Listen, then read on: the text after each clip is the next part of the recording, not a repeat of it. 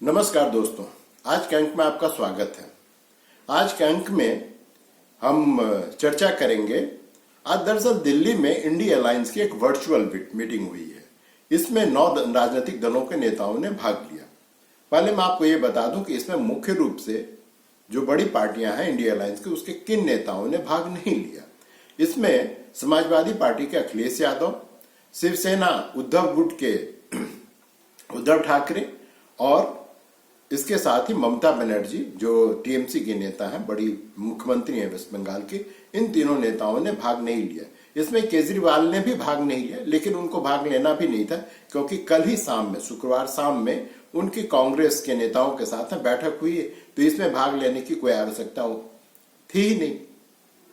तो ये मीटिंग आज संपन्न हुई। इस मीटिंग से 2-3 बातें जो मुख्य रूप से निकल कर आई है, पहले मैं आपको ये बता दूं दोस्तों, उसके बाद हम लोग उस पर विस्तार से चर्चा करेंगे। पहली बात ये निकल के आई कि कांग्रेस के जो अध्यक्ष हैं मल्लिकार्जुन खड़गे जी, उनको इंडी अलायंस का चेयरमैन बना दिया गया है।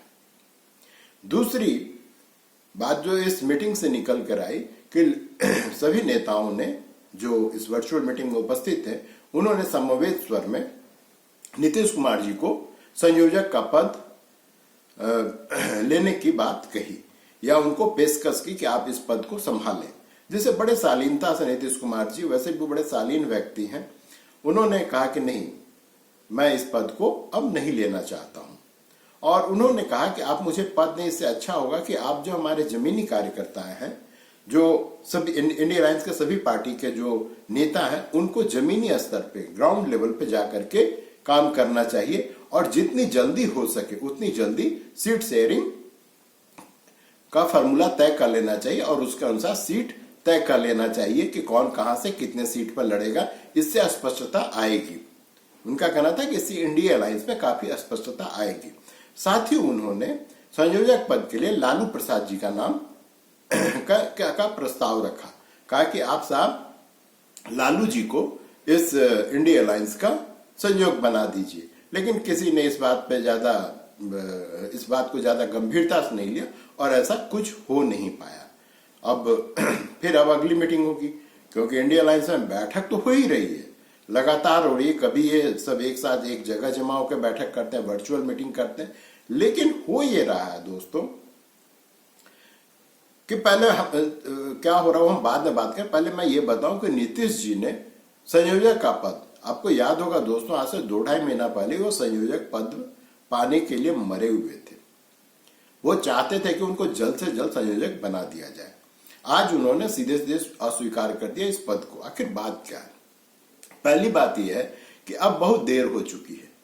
हम मिड जनवरी में हैं, जनवरी के मध्य में है, और आप यकीन मानिए कि 1 महीना बाद, 1 या 1.25 महीना बाद जो है लोकसभा चुनाव की तारीखों की घोषणा होने वाली। एक तो समय नहीं बचा हुआ है। इनको अगर संयोजक बनाना चाहिए तो नीतीश जी का मानना सही है, तो आप हमको 2 महीना पहले बनाते जिससे हम कुछ कर पाते।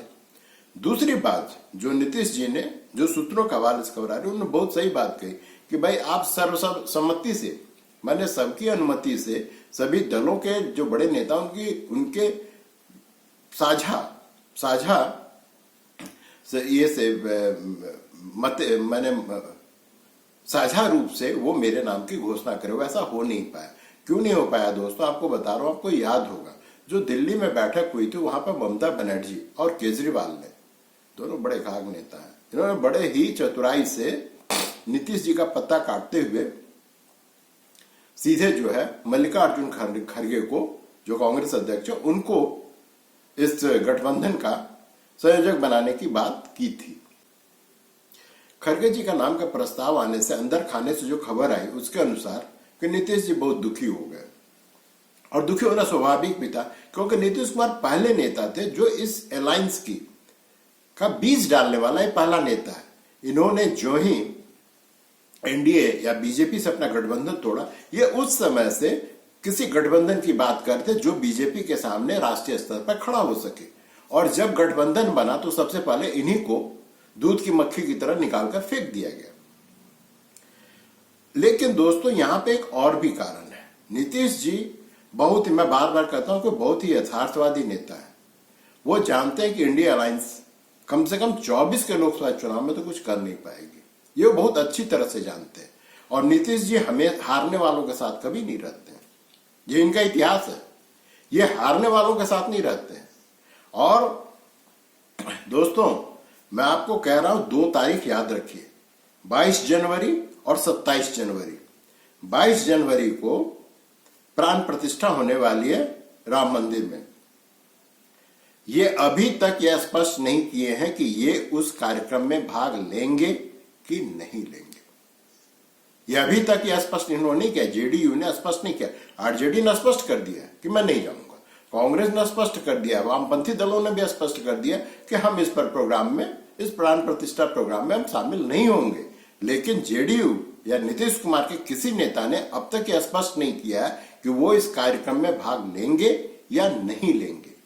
तो दोस्तों अगर ये 22 तारीख को नीतीश जी अगर अयोध्या पहुंच जाते हैं तो आप ये जान लीजिए कि इंडिया अलायंस के लिए इससे बुरी खबर कोई नहीं आने वाली है। क्योंकि नीतीश कुमार जो ही वहां जाएंगे, जिस तरह से अभी हो रही कुछ, जैसे नवादा के लोजप के पासवान जी के पार्टी के जो एमपी है अभी, उन्होंने कहा कि हम चाहते हैं कि नीतीश कुमार जी एनडीए में शामिल हों।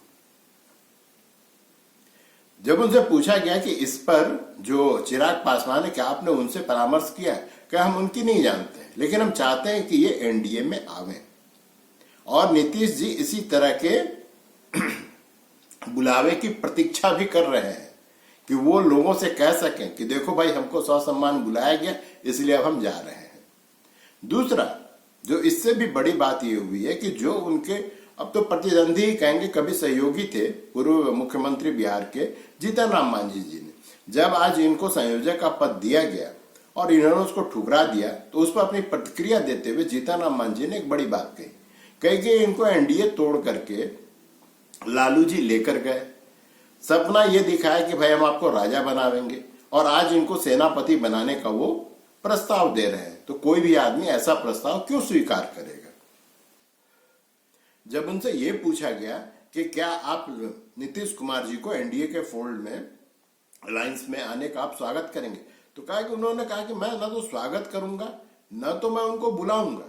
उन्होंने एक बड़ी यथार्थवादी बात कही कि भाई मेरी औकात नहीं है, एनडीए में मैं बहुत छोटा नेता हूं, लेकिन अगर इनको बुलाया जाएगा तो मैं उसका विरोध नहीं करूंगा। और स्वाभाविक है कि अब नीतीश कुमार जी की अब वो हैसियत नहीं रह गई है कि वो अपने शर्तों पर किसी गठबंधन, अभी वो इंडिया अलायंस में वो अपनी कोई बात नहीं मनवा पा रहे, और यही स्थिति इनकी इंडिया अलायंस में भी होगी। हालांकि एनडीए में यह है कि इनको थोड़ा इज्जत के साथ में ट्रीट किया जाएगा, लेकिन इनकी अब हैसियत रह नहीं गई है। आप अगर इनका क्या रह गया है, ये देखिए, कुछ एक भारतीय राजनीति में कुछ बहुत बड़े नेता हैं जिनको बहुत बड़ा मान लिया गया, उसमें एक शरद पवार है, एक ये नीतीश कुमार जी हैं। ये दोनों नेता जो कि भारतीय राजनीति में बहुत बड़े माने जाते हैं, माना जाता है कि बस ये बहुत बड़े नेता हैं, ये दोनों नेता आज तक अपने राज्यों में अपने बल पर कभी भी पूर्ण बहुमत की सरकार नहीं बना पाए हैं। ये हमेशा ही किसी न किसी के साथ अलायंस करके, चुनाव पूर्व या चुनाव के बाद अलायंस करके ही ये सरकार बना पाए या मुख्यमंत्री बन पाए हैं। जबकि माना जाता है इनको कि ये दोनों बड़े ही खाग नेता हैं, लेकिन इनकी अपनी हैसियत ये कभी नहीं रही कि ये अपने बल पे सरकार बना सके। इनको हमेशा सहयोगी की आवश्यकता होती है। तो जो सहयोगी से तौल मोल जो किया जाता है, उसके बारे में जितना इनके पास जानकारी उतना किसी के पास नहीं है, ये एक सत्य है। लेकिन अब नीतीश जी हैं, अब इनका अगला कदम क्या होगा, ये 22 और 27 2 तारीख को ही पता चल पाएगा कि आखिर ये आगे करेंगे क्या। ये सत्य है कि इनकी अब आरजेडी से बन नहीं रही, कहीं ना कहीं इनको भी लगता है कि लालू जी ने इनको सपने दिखाकर इनके पीठ में छुरा भोंका है, ये सबको पता है। दूसरी चीज ये है कि जो जातीय जनगणना का ये बहुत बड़ा शगुफा लेकर आए थे, और ये माना जा रहा था कि ये उसको आगामी लोकसभा चुनाव में भाजपा के या एनडीए अलायंस के जो राम नाम का मुद्दा है उसके खिलाफ ये खड़ा करेंगे। ये अपने को 90 के शुरुआती दिनों में ले जाना चाहते थे, जब एक तरफ मंडल एक तरफ कमंडल हुआ करता था, लेकिन वैसा हो नहीं पाया। अभी जो 5 राज्यों में विधानसभा का चुनाव हुआ, जिसमें मध्य प्रदेश, तो इन सब जगहों पर इन्होंने ये जातीय जनगणना का मामला बहुत जोर शोर से उठा है, लेकिन वो टोटल फ्लॉप साबित हुआ। और अभी जिस तरह से पूरे देश में ये राम प्राण प्रतिष्ठा की जिस तरह से लहर बनी हुई है, उस लहर में आपको ये जातीय जनगणना ऐसे बहुत छोटा मुद्दा या गौण मुद्दा, या आपको बहुत ही एक जिसको कहना नहीं चाहिए लेकिन एक चिरकुट नेता के रूप में आपको पेश करता है। ये कोई मुद्दा नहीं रह गया है। आपको पता होना चाहिए कि इस जातिवादी मुद्दों के लिए अब हिंदू समाज में या भारतीय समाज में कोई जगह नहीं रह गया। आप इस पे भाषण दे सकते हैं, लेकिन इससे आप कुछ पा नहीं सकते, क्योंकि लोगों में जागरूकता का स्तर बढ़ता जा रहा है। भारत में जो मध्यम वर्ग है उसका आकार बहुत ज्यादा बढ़ गया है। नीतीश कुमार के साथ साथ दोस्तों एक महाराष्ट्र से बहुत बड़ी खबर आ रही है। वहां पे मिलिंद देवड़ा जो कांग्रेस के बड़े कद्दावर और शालीन नेता माने जाते हैं, सूत्रों से खबर आ रही है दोस्तों, अभी कंफर्म नहीं हुआ है कि वो भाजपा और जो शिंदे शिवसेना गुट है उसके संपर्क में है, और वो या तो 1-2 दिन में या लोकसभा चुनाव से पहले तो तय मानिए कि वो कांग्रेस छोड़ रहे हैं, और छोड़ के या तो भाजपा ज्वाइन करेंगे और या तो फिर वो शिंदे शिवसेना गुट को ज्वाइन करेंगे। अब ये क्यों ऐसा हो रहा है? ये इंडी अलायंस अभी बनी नहीं है, ये उससे पहले उसका साइड इफेक्ट है। दोस्तों बात यह है कि जो मिलिंद देवड़ा है वो बॉम्बे साउथ से चुनाव लड़ते हैं। अभी वहां पर शिवसेना के अरविंद सावंत जो है वहां के सांसद हैं। अब अगर इंडी अलायंस होती है, चूंकि वो सांसद है, तो शिवसेना उनका पत्ता तो काटेगी नहीं, तो स्वाभाविक है कांग्रेस इनको वहां पे उम्मीदवार तो बनाएगी नहीं मिलिंद देवड़ा को, तो ये उससे पहले अपना जगह ढूंढ रहे हैं। तो ये इंडी अलायंस बनने से पहले का साइड इफेक्ट है। दोस्तों थोड़ा आप चलते हैं भारत जोड़ो न्याय यात्रा की ओर। भारत जोड़ो न्याय यात्रा आज से शुरू होने वाली है। हालांकि ये न्यूज चैनल्स पे उसकी कोई सुगबुगाहट तो अभी तक मुझे नहीं दिखाई पड़ी है। सिर्फ ये पता चला है कि अब ये जो मणिपुर की राजधानी इम्फाल से शुरू होने वाली थी, ये वहां से प्रारंभ नहीं होगी। वहां के जगह पे अब थोम्बुल एक जगह, वहां से इम्फाल से करीब 34 किलोमीटर दूर है, 34 किलोमीटर, वहां से ये यात्रा प्रारंभ होगी। अब पता नहीं जिस तरह से मौसम वगैरह वहां पे ये यात्रा अब तक तो प्रारंभ, अभी तक तो समाचार माध्यमों में उससे संबंधित कोई न्यूज नहीं आई है, लेकिन आज उसको प्रारंभ होना है। अब जब होगी प्रारंभ तो उस पर जो भी खबर आएगी दोस्तों आप सबके सामने साझा करूंगा, आप सबके साथ साझा करूंगा। और मुझे उम्मीद है कि तब तक में और भी बहुत कुछ राजनीतिक हलचल हो चुका होगा, तो उन सब की बातें हम लोग अगले अंक में करेंगे। तब तक के लिए दोस्तों नमस्कार, जय हिंद।